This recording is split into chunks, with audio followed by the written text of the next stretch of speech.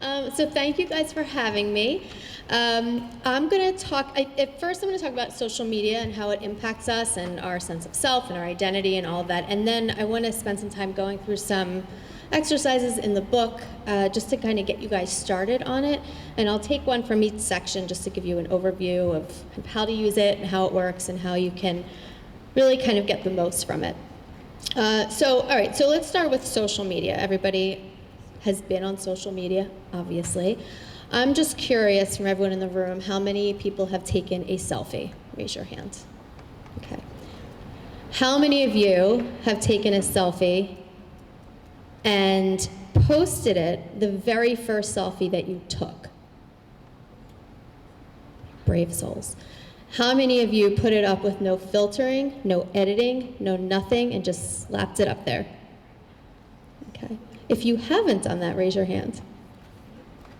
So the people that haven't, why not? So you can see your true self. You what? So you can see your true self. So you can see your true self. Okay. And what makes people hesitant to post their first selfie that they take? Needs some fixing. Why? Because what would I do? I might judge you. Look at her skin. How could she have a pimple? No. But yeah, so we forget oftentimes that what we see on social media is definitely not reality. I would say 90% of the time, right? And we're all guilty of it. I do it. I mean, we all do that.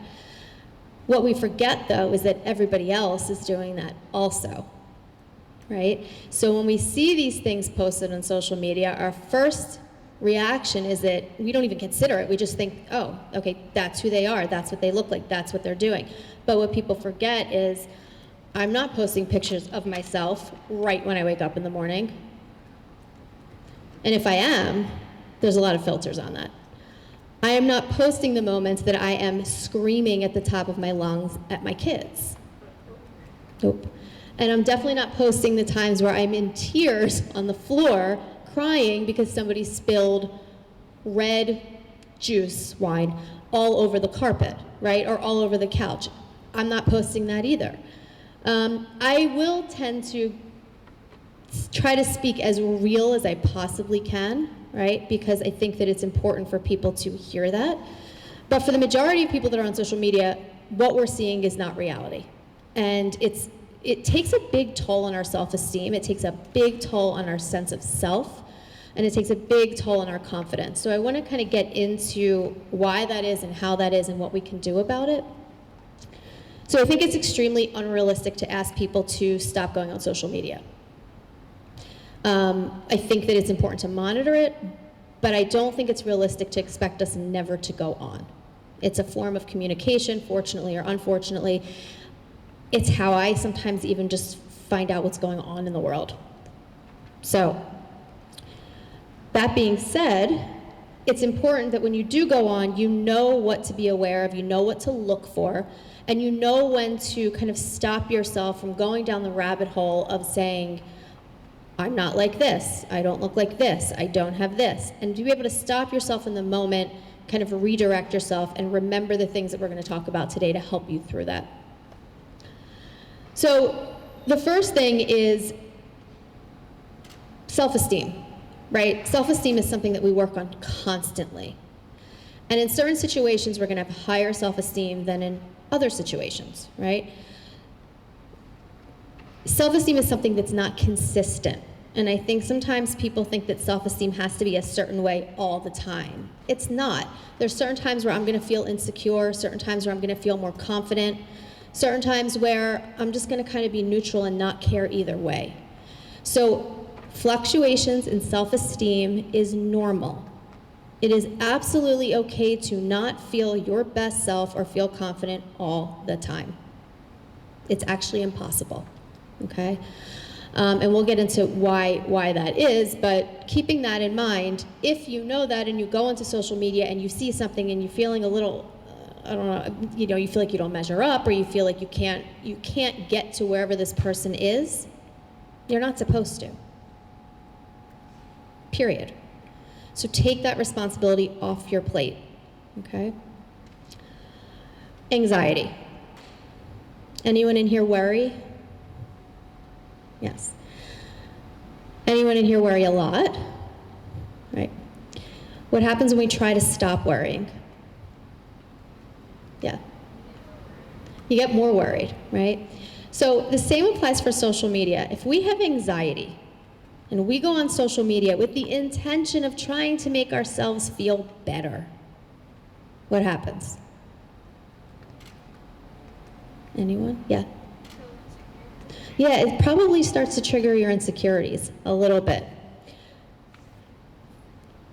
Now this is where I'll keep this really brief, but there is a very good reason why on Instagram, on TikTok, on Snapchat, whatever you're on, email, anything, there's a reason why you get a red little mark when you have a message, right? There's a reason why you have to go into the app to get your message. Anyone want to guess why that is? Yeah. So that you interact with the app? Yeah, so that you're engaged in the app. Because what happens, how many of you go in to check a message and immediately go out of it? How? I need strategies from you guys. The reason why is because it pushes you into what we call mindless scrolling. Okay, where you could be watching a movie. I do this all the time, and I'm scrolling. I don't even realize that I'm doing it. Okay, so it kind of traps you into that. And so if you're anxious or you're feeling nervous and you get into that, and then you start mindless scrolling, what do you think happens to your anxiety? Yeah, in the moment you may feel like it's helping, but really it's distracting you, which is sometimes distraction techniques are useful, but in that particular situation, it's more of an avoidance. And anytime we avoid our discomfort and we don't acknowledge it, we escalate it.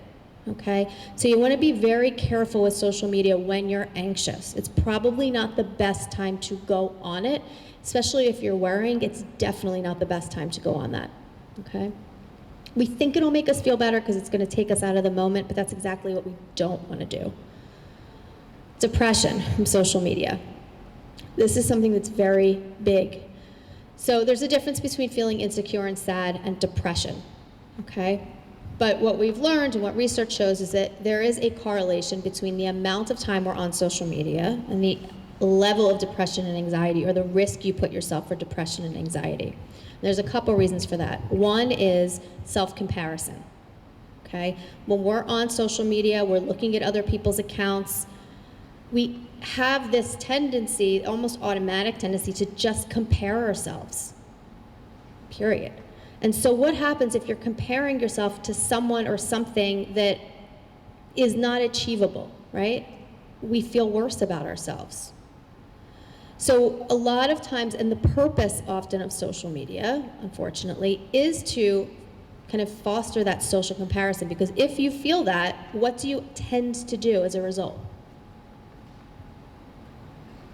What do you think? If you keep comparing yourself to somebody else, what do you tend to do? Anyone? Yeah. I can't hear. Yeah, self-damage, definitely, for sure. Because if you think about it, when you compare yourself to other people, you're assuming that they have the same goals as you, the same interests as you, the same everything as you. And when you compare yourself to other people, you are kind of deviating from your own goals, your own values. And anytime we deviate from the things that we value, we tend to put ourselves at risk for more anxiety, more depression, more stress. And we give ourselves these very unrealistic expectations. Okay? So over the pandemic, we saw this a lot. There was, and for those of you that follow, Colin, you know I have a huge problem with this. What I found during the pandemic was there was a lot of influencers on social media, and I unfollowed a lot of them for this reason. During the pandemic, everybody was stressed to, if you weren't stressed and anxious, something's wrong, right? We were out of work, out of school, our schedules, our routines just went out the window, and everybody was just kind of unsure of what was happening. On social media, there was this push of particularly influencers that had a huge platform of saying, I just took up Spanish, right? Or I just became a gourmet chef, and all of these things that they were doing. And I remember sitting there as a psychologist and thinking I should know better, watching them going, okay, well, I'm lazy. I haven't done anything. I'm lucky if I showered. My kids are a mess. My house is a mess. Definitely not learning how to play piano right now. And so I was watching these influencers do all these things on social media and thinking, how? How are you doing this right now? I can't even figure out what to make for breakfast, right? And I started kind of not even using my own logic and found myself doing this social comparison. Well, what's wrong with me that I'm not my best self right now? So the message that was being conveyed during the pandemic was use this time to better yourself. And when I saw that, that's when it kind of clicked for me. People were treating the pandemic like it was like a snow day, like it was a vacation. So there was two problems with that. One, use this time to better yourself. I have a problem with that, because what does that suggest? Yeah. That you're already not good enough. So here we are, already feeling stressed, not good enough for our own reasons before social media even comes about. And now we have these messages from, quote, influencers who we look up to, for whatever reason, telling us to better ourselves. So that was the first problem. The second problem was, of all times, to pick up a new habit or a new hobby, why on earth would you pick one of the most traumatic global events of our time? Why? Our stress level was so high, and if you think of our brains as a pizza, right? And stress was taking up 7 slices of that, you had 1 slice left to attend to everything else in your world. Schoolwork, maintaining friendships, jobs, your routine, all of it. And so not only were we being told to do more, because we weren't good where we were at, but we were also told to take this extremely stressful time and pick up something that had a huge learning curve when we didn't have the capacity to learn it at that time. And for those of you, if you're athletes, how do we usually feel about picking something up that's new and really kind of not doing a good job? Yeah, it doesn't feel good. So that kind of put people in this situation of a lot of anxiety and stress on top of everything else. And so I kind of took to social media and basically told people, stop taking on new stuff right now. Stop. Just stop. This isn't a vacation. It's not a snow day. It's not the time to pick up new stuff. You are fine where you're at. If you want to pick up something else and you want to start cooking, try a variation on something you've already done, right? If you want to start working out, but you've never worked out a day in your life, pick something you're already doing and modify it. We forget, because we see all these brand new things on social media, that what we're doing is already okay. And if you want to do something different, just modify something that you're already doing. And we talked about mastery, right? And feeling good about ourselves and feeling in control. The whole point of this is that you want to develop a sense of mastery and accomplishment, and it doesn't have to be something different. It could just be modifying something that you're already doing or maintaining something that you're already doing. Forget that maintenance is also a goal as well, okay? So we talked about social media. The other thing that social media does a lot of times, it skews our view of relationships, right? So a lot of our relationships, particularly over the last couple years, has been through Zoom, social media, FaceTime, texting. And social media gives us this I don't know, I guess, false sense of connection with people. And online connections are very different than in-person, interpersonal connections, okay? So how do people determine connections and friendships on social media? What do we use to determine that? Yeah. Common interests or like Say it louder. common interests. Common interests. So if I'm on my social media page, how will I know if I have connections with people, or at least perceive that? Likes. What else? Comments. What else? Anyone? Yeah, speaking back and forth to each other. Are they responding? Did they see my message? Did they leave it on read? When somebody leaves our message on read, what do we think? They hate me. They're ignoring me, right? What else? Yeah. Can't hear, I'm sorry. They don't want to talk to you. So what does that do for, yeah? Yeah.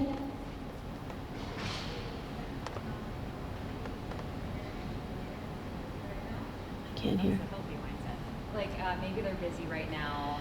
Maybe they'll check it later. That's healthy. Yes, that's what we want. Yes.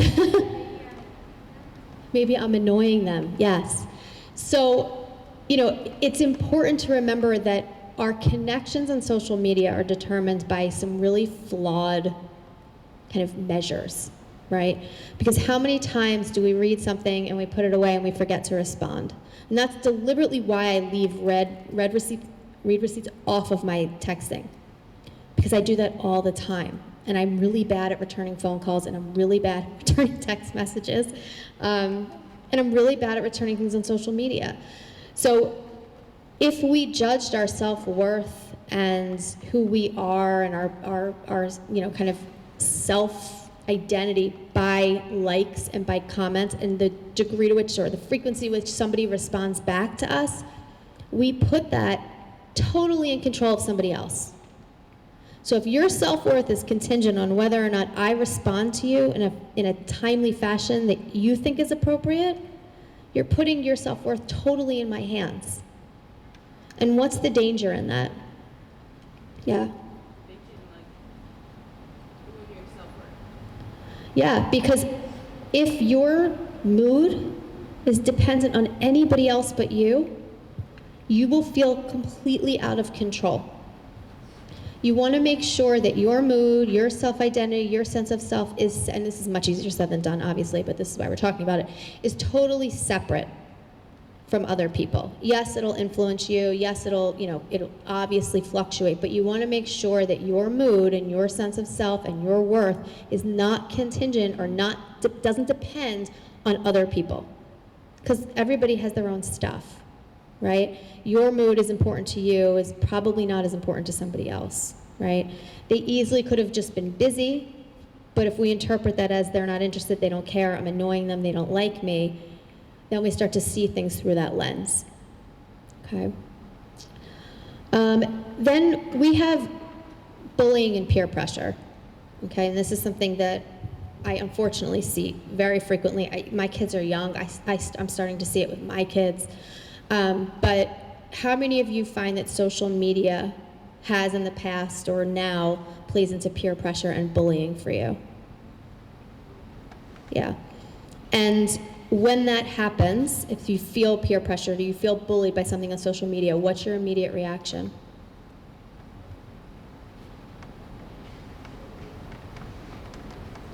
Do you tend to withdraw or do you tend to kind of go forward? You withdraw, yeah. I mean, I would too. You said you withdraw too. Because we are seeing things, right, on social media, not just us. It's not just us seeing it. It's so many people seeing it, right? So if we feel bullied, it's not just by one person, even if no one else is saying anything. But if we're being bullied on social media, what do we automatically assume? Yeah, that we're not good enough, and what about the other people that are able to see it?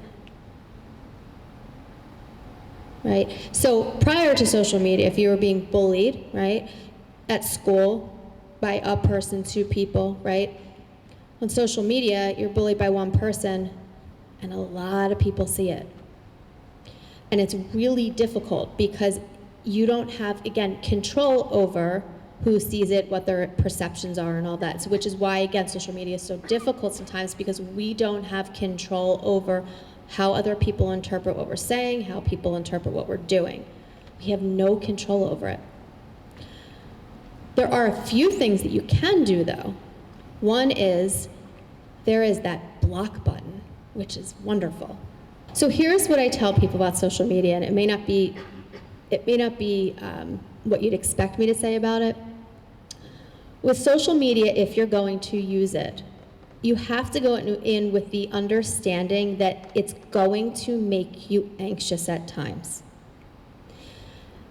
If you go in with the understanding and expectations that you're going into something that at times is going to make you anxious, you can better prepare for that. Meaning you'll be more aware of, if you feel anxious, maybe this isn't the best time to go on, right? Or if I'm not feeling so great, maybe I didn't sleep well, or I got into an argument with a friend or a parent, whatever, and you're feeling antsy. Maybe that's not the best time to go on.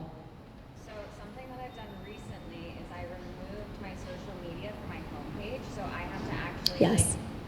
really go and intentionally find Yep. it and intentionally want to go on it when I do. Yes. So You that's make it an really effort. helpful. Yeah. It's actually what I tell people. Does everyone hear that? That you move it to a place or take it off your home screen where you actually have to go in and make the effort, and it's like 10 more steps, so sometimes it prevents that mindless scrolling because it's too much of an effort. This is what I tell people to do with their alarm clocks and their phones at night, to stay off the scrolling at night, to put your phone somewhere in your room. You'll still hear your alarm if you need it, but it's effort to get up and go check, like across the room by your TV, so it prevents that mindless scrolling. But yeah, I think going into it knowing that it potentially can make you anxious is very important. That being said, there's also a lot of resources on social media that are very helpful, that are places where people can go to find things that they enjoy. So another thing that I have people do is you really kind of want to make a list. It's like social media cleansing. You go through the people that you follow. You go through the people that follow you. Delete, strict, block, whatever you want to do, the people or the pages that you follow that don't give you some sense of peace. There is literally no need to be following them. So every so often I'll do a social media kind of cleanse of the list of the people that I follow, and it just keeps getting smaller, and that's okay. And you'll find that you'll feel less anxious, with the fewer people on there, that you get some sort of, that feeling where you look and you have that like, ugh, kind of feeling, right? Or you look at it and you just kind of go like this, like, oh, I don't have that, or I don't do that. So it's very important, again, to be mindful and aware, and do that, I would say, every couple weeks. Just go through your list of people that you follow, pages that you follow, and delete some. All right, so let's talk a little bit about anxiety and depression and symptoms to look for. So one of them is agitation, right? So kind of being really annoyed at people, feeling like you're going to jump out of your skin, being really short-tempered, yelling, just very quickly to get angry, okay? And again, this isn't something that happens once in a while. This is something where you see an increase in this, a considerable increase over, let's say, a week, 2 weeks, something like that. Not like a on-court behavior for one time.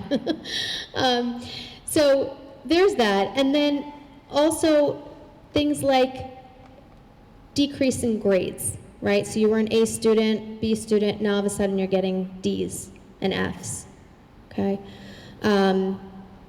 Things like mood swings, so not just sadness, right? But mood swings. Happy, sad, going back and forth, feeling flat or numb, so you don't feel anything. Not sadness, not anger, not happiness, nothingness, okay? We talked about social isolation. Also anxiety. Anxiety and depression are best friends. They don't go very far without each other, okay? So if you feel anxious, you're probably going to withdraw from people. You're not going to want to talk as much because you're worrying so much in your head, or you're nervous what people are going to think, so you're not going to go out with your friends. And then you become isolated, and it kind of becomes this vicious cycle. So anxiety and depression are highly linked together, and you absolutely and probably will have both to some extent, right? So worry is very common in depression, and so withdrawing is pretty common in anxiety. So if you are feeling this way, and if you see somebody who's feeling this way, so teachers, coaches, parents, or just friends, one of the things that I make clear to everybody is you don't always have to help by actually doing or giving something, right? You can always help by just listening and not saying anything. Because sometimes if you ask somebody who's depressed or anxious what they need, they can't articulate it. It's hard for them. They don't know what they need because they're having a really hard time just figuring out how to just go about their day. So sometimes when you ask people what they need and they say nothing, sometimes they just need you to listen or just sit there with them and do nothing at all. And everybody's different, and moment to moment everybody's different. So always ask people what they need, and if they can't tell you, just listen. You don't have to fix it. I think sometimes when people tell us that they don't feel good, we feel compelled to want to fix them. But sometimes just listening is enough. Some other things that you can do for people if they feel that way, obviously you can reach out to mental health professionals, right? School counselors, reach out to your coaches. If you don't feel comfortable talking about how you feel, maybe have your parents do it for you if they're aware, okay? Or talk to a friend. But make sure that you at least are able to identify somebody that you feel comfortable with. And here's the other thing. Your best friend doesn't have to be the person you're most comfortable with telling your feelings to, okay? It could be somebody else at school. It could be a teacher. It doesn't have to be your closest friend, okay? Sometimes we think that we have to tell our closest friend. You don't. Tell whoever you're comfortable with.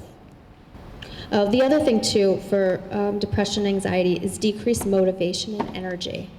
So you don't feel like getting out of bed, you really can't shower, or your clothes, and I don't mean like regular, your clothes are all over the floor mess. You really can't get yourself together.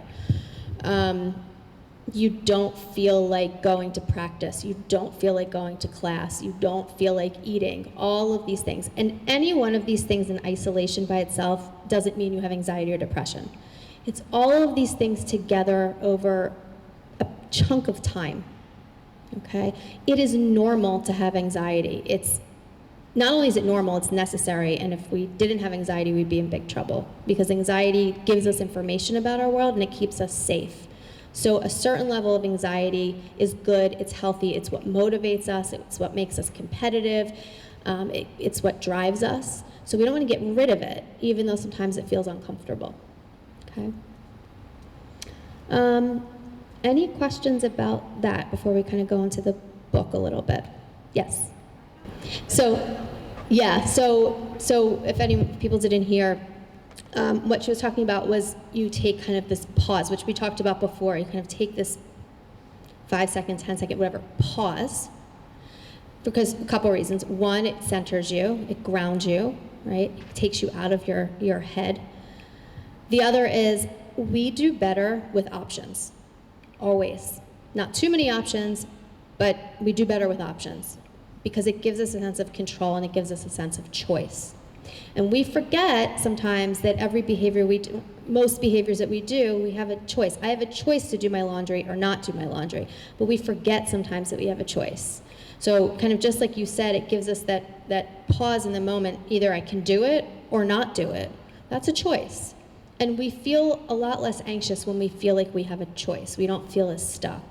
So you always want to remember that you have options in many situations that you may not even realize at the time, and slowing things down allows you to see that, because we're very good at just kind of going with our patterns and going with what we're familiar with, especially when we're stressed. All right, so if I write using my left hand, but I break my left hand, and now I need to write with my right hand, okay?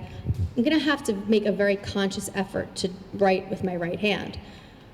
But what happens if I'm in a rush for time and I'm really frazzled and I have to sign something? What do you think is gonna happen? Which hand am I most likely gonna use? Yeah. My left. Because it's better? No, it's worse, it's broken. But because it's familiar and it's a pattern, that's what we go to when we're stressed. We go to what's familiar because it's easiest, and our brains like simplicity. So pause, then you can make a choice more clearly. Okay, whereas if you're rushed and you're stressed, you're gonna go to what's familiar. You know, and that's why I have people say, I always do the same thing. Why do we always do the same thing? This is why, right? It's because it's familiar, that's it. And familiar doesn't mean healthy, right? So let's look in the book we have a couple, 15 minutes, I think. I wanna do some exercises in the book that I think will be really good for you guys while you're playing, but also just in life in general. So before you have a match, before you have a game, do this. Do this before you go on the court. Do this in between points. And you don't have to do all of them in between points. You can pick one. So this is called the 5-4-3-2-1 strategy. So I want everybody to kind of just, if you don't feel comfortable closing your eyes, you can just look down at the floor. And I'll read it to you.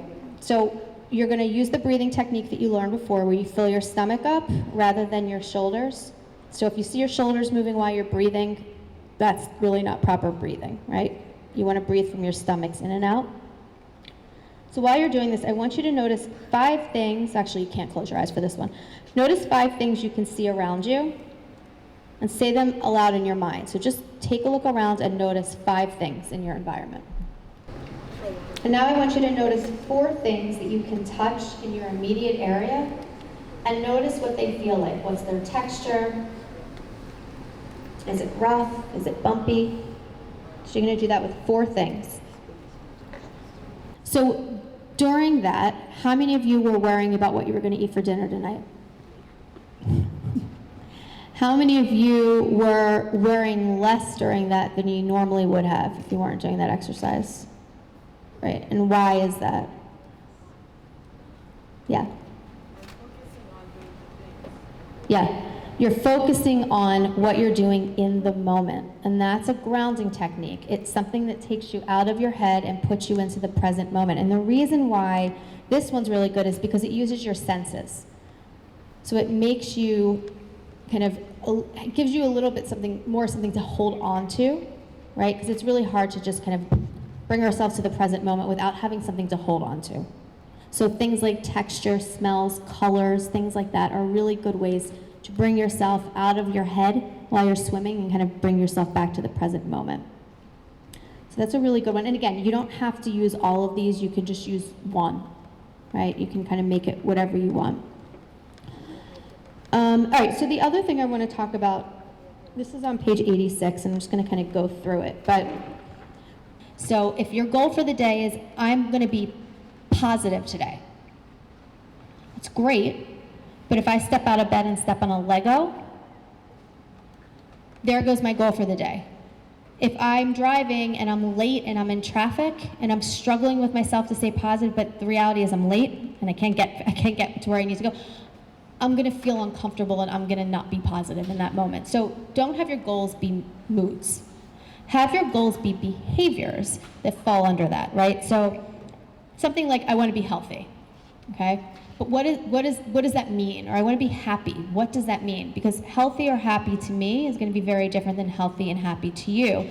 And I guarantee you, if your goal is to be healthy, but you don't have, strategies under that, it's just kind of this big mush, right? So the example I have here is healthy. I want to be healthy as more of a value than a goal, and there's a difference. I value being a healthy person, right? I value being a good teammate. I value being a good partner. I value being a good student.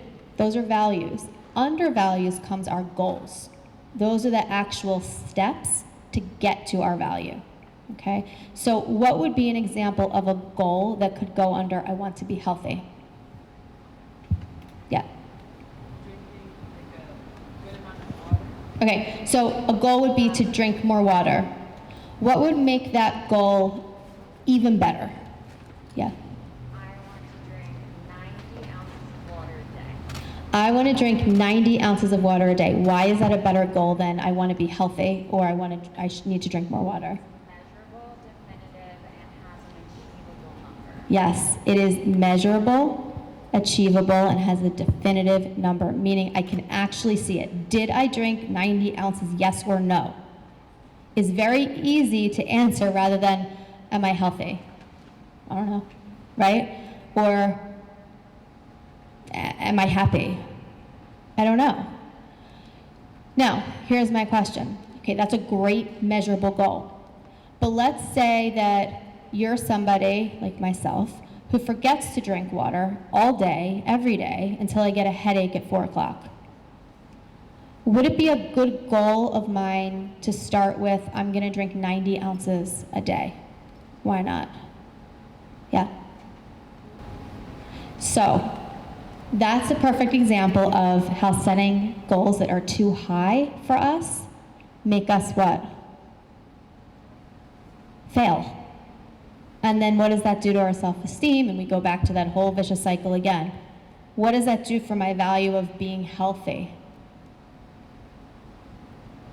I'm gonna feel extremely unhealthy, but it doesn't have to be like that, because what would be a better goal for somebody like myself that never drinks water? Drink 2 cups. And what if that's too much? 1 cup. And if that's too much, drink half a cup. And here's why.